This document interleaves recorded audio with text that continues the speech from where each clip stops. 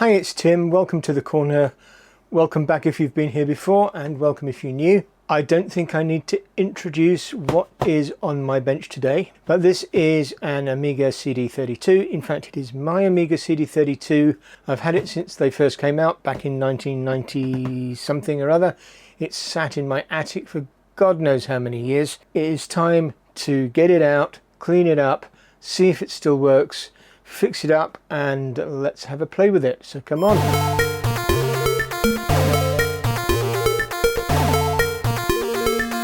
First thing to do is open the box and see what's inside.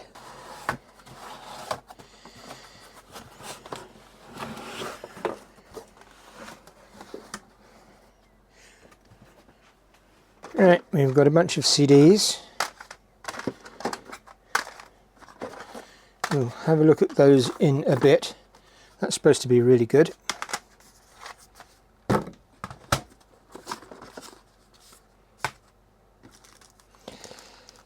We've got a spare keypad topper thing for the keypad. Cable that looks like 5-pin to S-Video. Manual.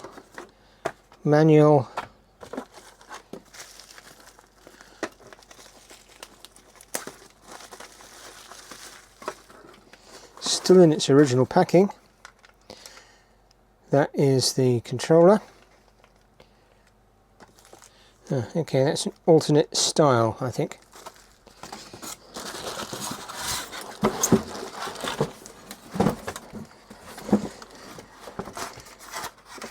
That is exactly what happened to me the last time. This is the console in its bag.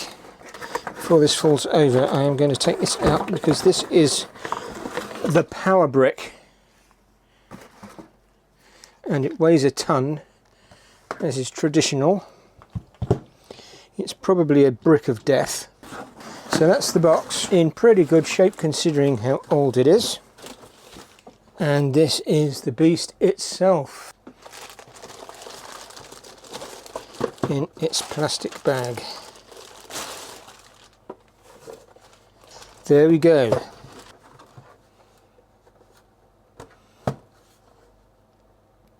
So we've got S-Video on the back. I guess that's TV modulator. Power. On off. Left and right, and composite video.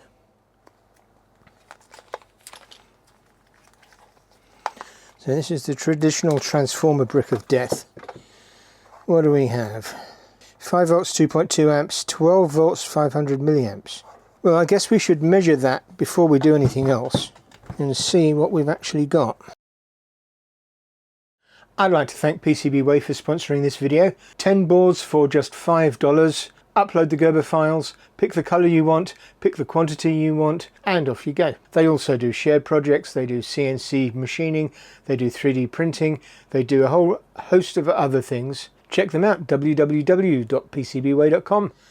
Okay, so I've got the connector clamped into the vise here. The power supply is not switched on at the mains at the moment. I've sketched out what the pins are connected to, and I have some pieces of heat shrink that I am going to stick over the pins so we don't short anything out. That's the ground. Then this one should be 5 volts. So let's power it up. There's no smoke, no fire, no bang.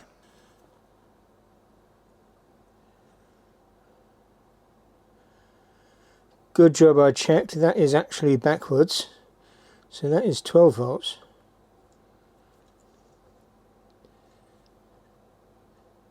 And that is 5 volts. So that diagram is wrong, but we have got 5 volts and 12 volts. Just shows you need to be very careful with your pinouts.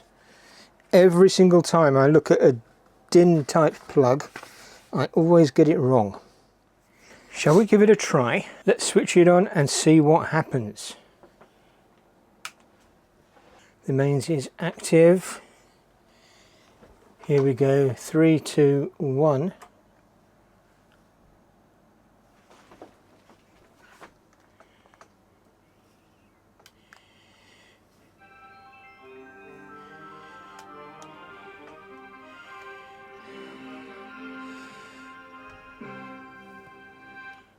Wow, look at that. Without knowing whether it's going to work, let us stick in the Alfred Chicken CD. We've got the book.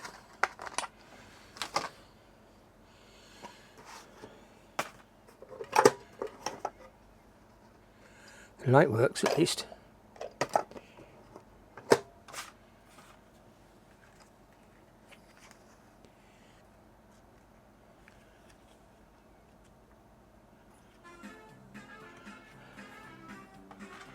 Well, how about that?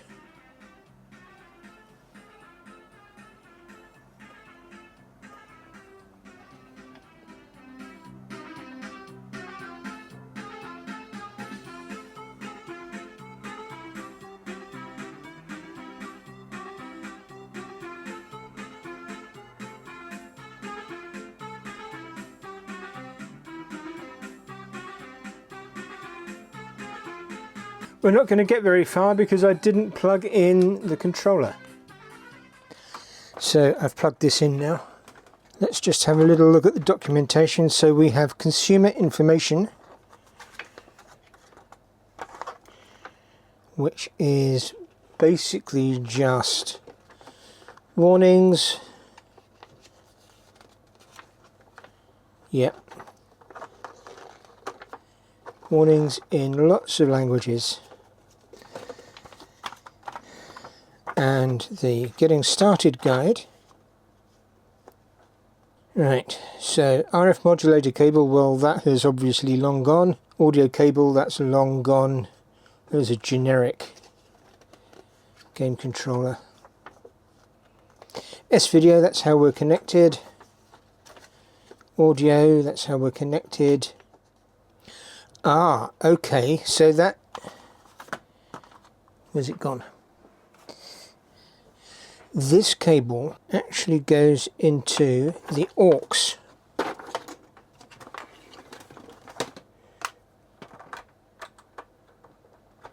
Yep, it certainly does. So that, I imagine, is for an Amiga keyboard. Is that an Amiga keyboard connector? Jan Beta would know.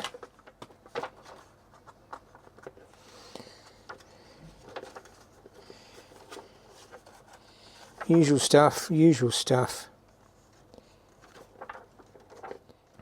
Let us try an audio CD. So this is, we're not going to be able to listen to this because copyright, yada yada yada. But you can see what this is. Nightwish. Showtime story time.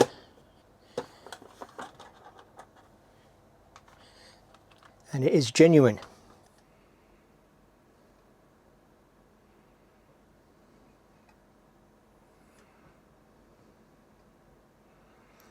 But we'll get long enough to see the user interface and know if it works.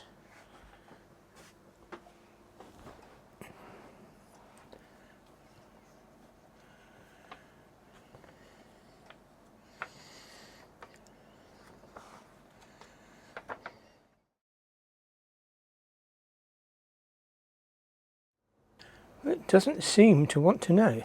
You can hear the head moving around and it spins up and then stops. This is a 2-disc set, so let's try the other disc.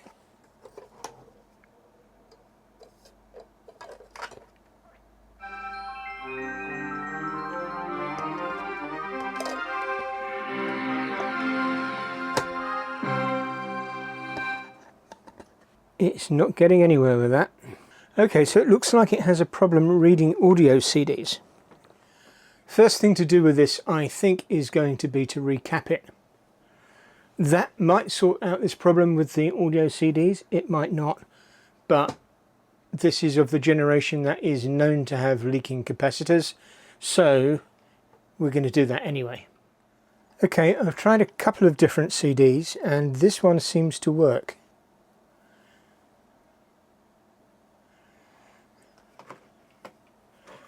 So it comes up with a CD interface and we can control it with move that better into picture.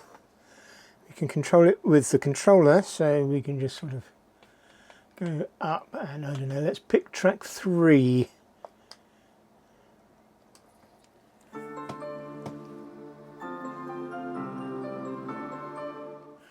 And that's as much as we're going to get, because otherwise we'll get a copyright strike.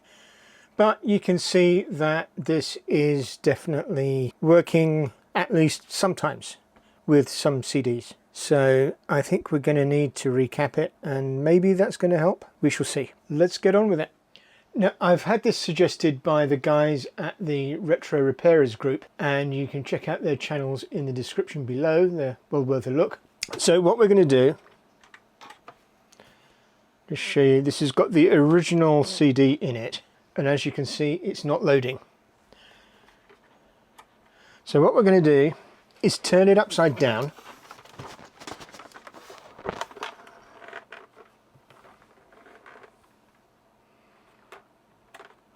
Try it again.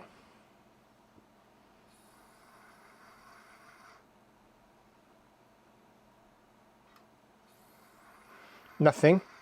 If you can hear that, it is actually making a lot more noise spinning the disc. Then when we turn it the right way up,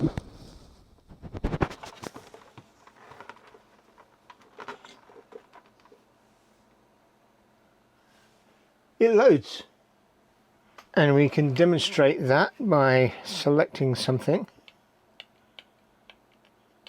So let's go for our tradition of track 3. This one's called She's My Sin.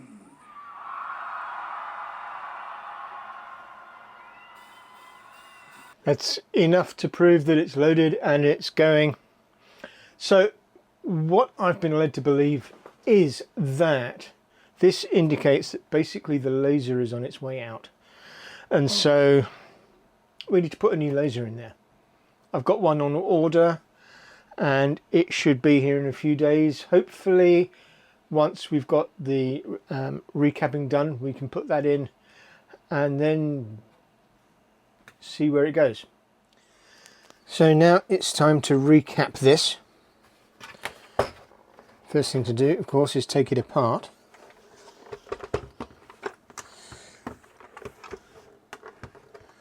There are 1, 2, 3, 4, 5 screws, manufactured November 1993.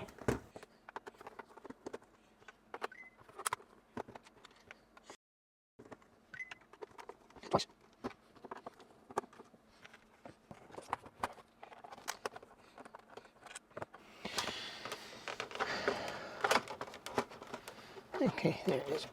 It's just a matter of pulling it in the right way. Now this is where we need to be careful.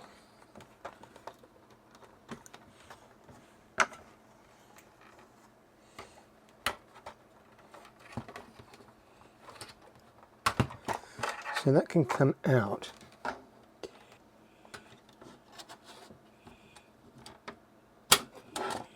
That can come out. That can go to one side. And now we need to lift all these tabs.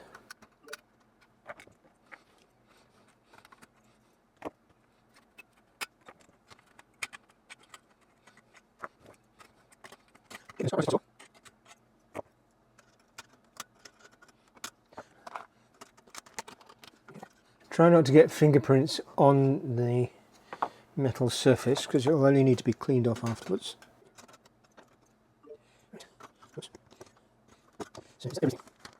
There are screws, right. You can see those looking in the top-down camera.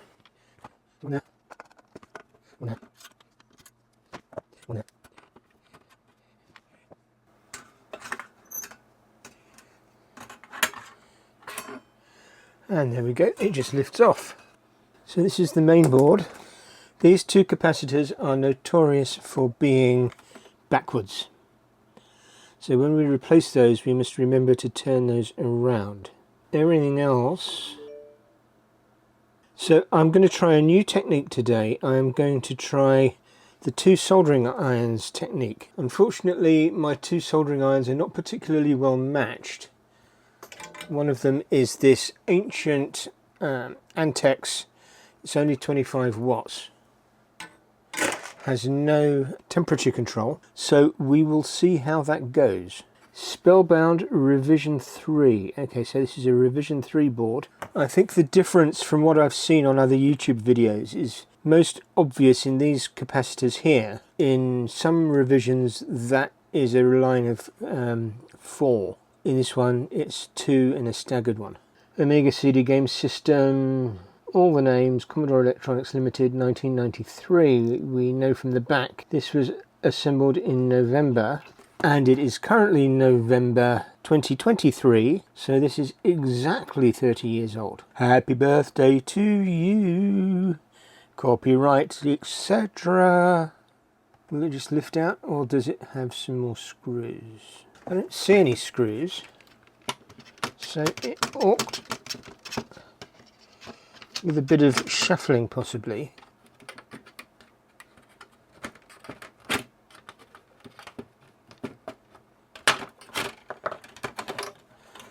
There we go. So that's come out, and I think we can probably just take this out from here.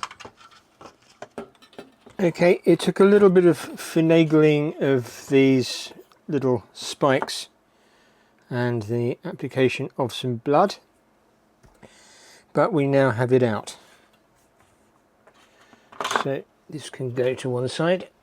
I will go and bandage up my finger because, you know, stuff. Now, I don't specifically remember where I got the cap kit from, but it comes with this diagram, and the diagram did not have the polarities marked on it. So I've gone round and I have marked each individual polarity, with the exception of these two, which I have put the other way round and labelled correct. So when I come to put those in, I'll put them in according to this diagram. I don't know where I got the cap kit from. I think it came from eBay, and it was well over a year ago, so I don't remember the vendor, and I don't remember whether they are still selling. But these are the capacitors, they are listed, and let's try and take off some of these. So let's try this capacitor here.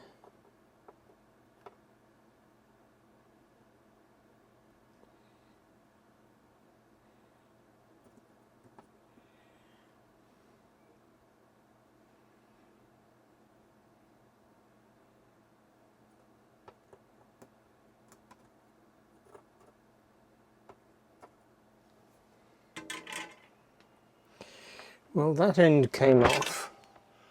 Maybe I need to do it this way around, which is going to be awkward.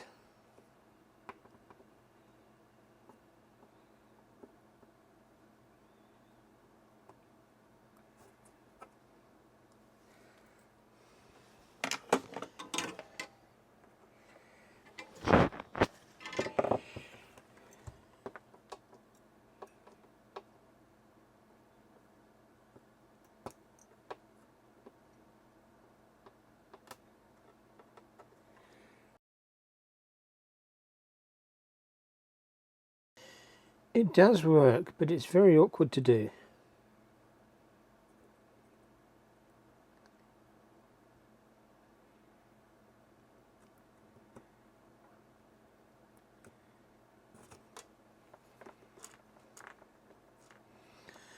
And I'm conscious of this iron being less powerful than this iron.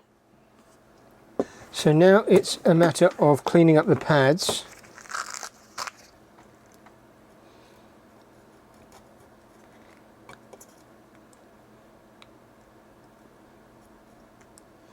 Oh, that one's come off. So to everyone who says 2 soldering irons is guaranteed to not lose solder pads, well, I'm afraid you're wrong.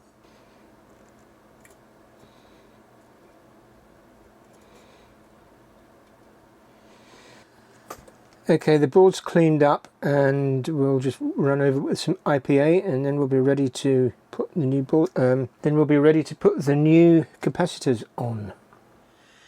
Now this pad I took off because it was too far gone, I think, really to be repairable. And this capacitor, in any case, actually has through-hole connections. So what we can do is we can stick in a through hole capacitor of the same value into that one. That's not going to be a problem because that hole connects to that pin and that hole connects to that pad. So that's fine. I've cleaned the board down with some IPA. There doesn't seem to have been any leakage from these capacitors, and looking at these capacitors, they are pretty dry. Underneath, they don't look like they've been leaking.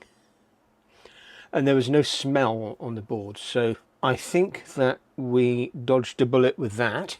So let's start putting back capacitors. Now we've got that one, obviously. I'm not going to put that on first.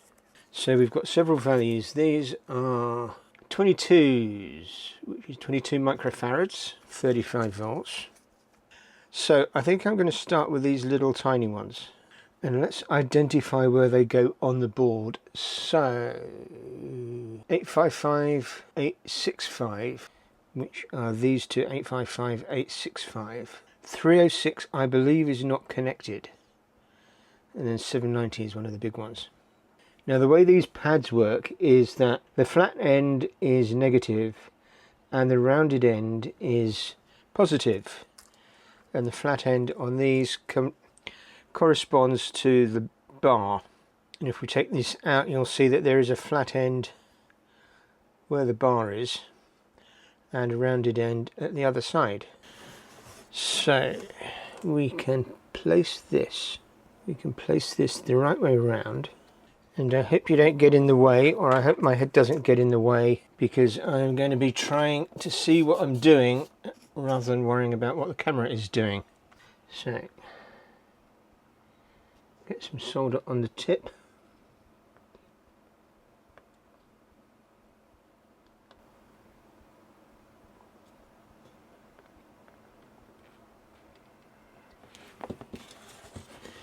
The other pliers might help.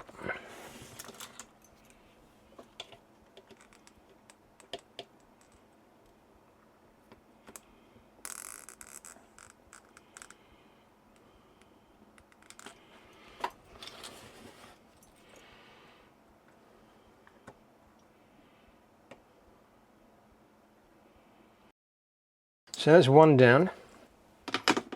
And I shall keep going and you don't have to watch me, and we'll come back when it is done. Right, the capacitors are all on now except for the 10 microfarad ones, which are on order, and this one, which we are going to replace with a through hole. So positive goes to that one, which is that. That's negative.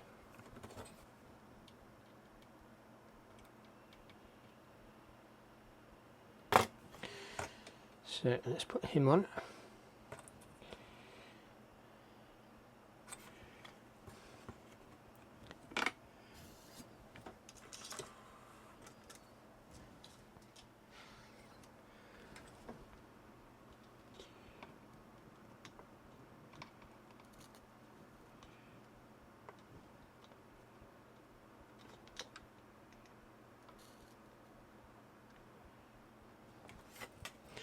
There we go, that's straight enough. Now these two are marked wrong on the board, so instead of being positive that way, it needs to be positive that way. And the same with this. Positive points to the power plug, or the power connector. Negative goes to the positive thing there.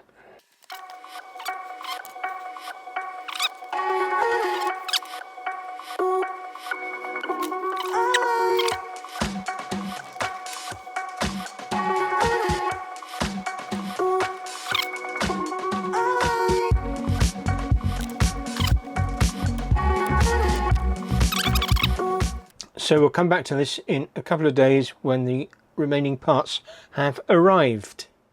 Now we've got 4 10 microfarad 50 volt capacitors, and I want to thank Steve from 8-Bit Retro Refix for these capacitors, because I tried to order them from RS and they said, yeah, we've got hundreds of these.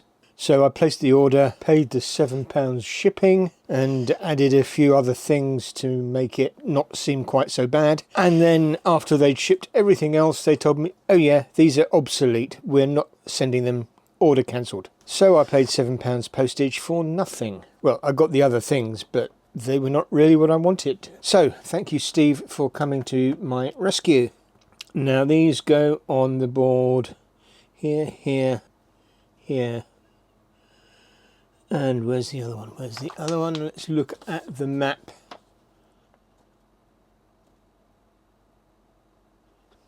So 1, 2, 3, 4.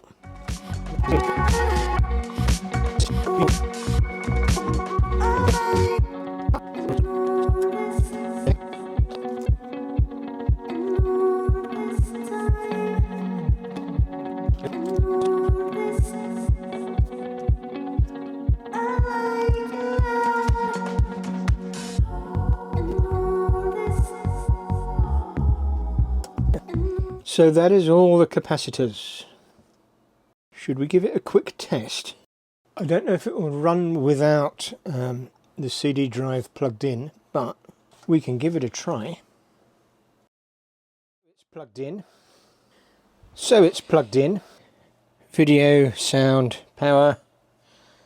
Power goes to the mains is switched on. Let us give it a try. 3, 2, 1.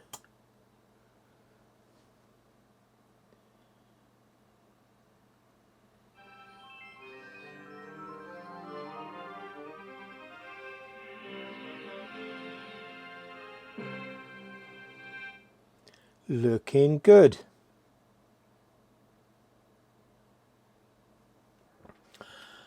I've put the board back into its case.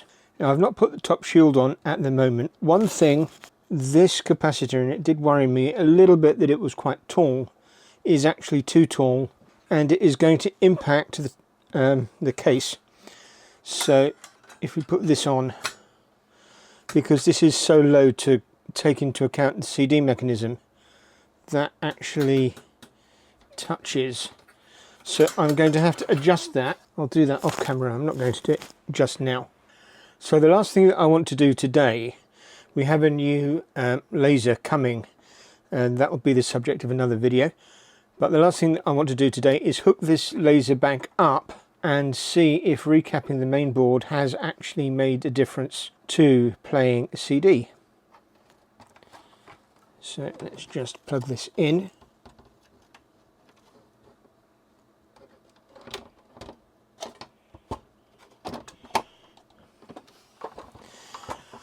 And this is going to be a little tricky.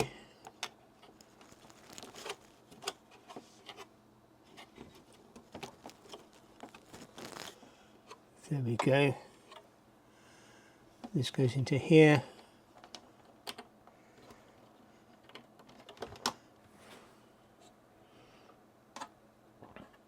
This, I think, is an earth, which normally clips onto the shield, so it will clip onto. There we go, it'll clip onto that.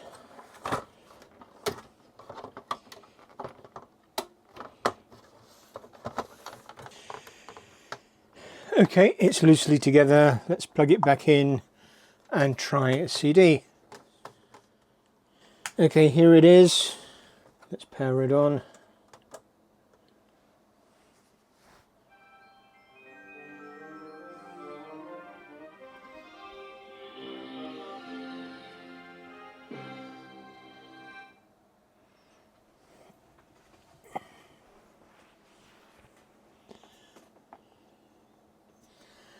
Now, I don't remember which CD I tried that didn't work, so I'm going to go through them all.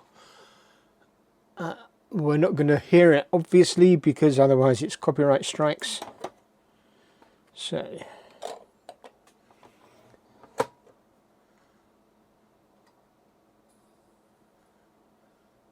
spins up.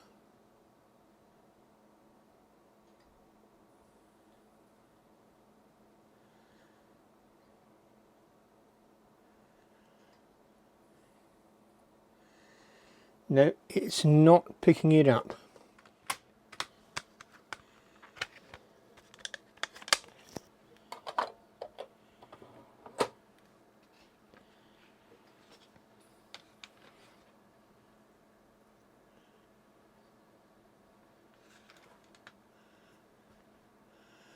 Ah, now it's found that one. Let's just hit play.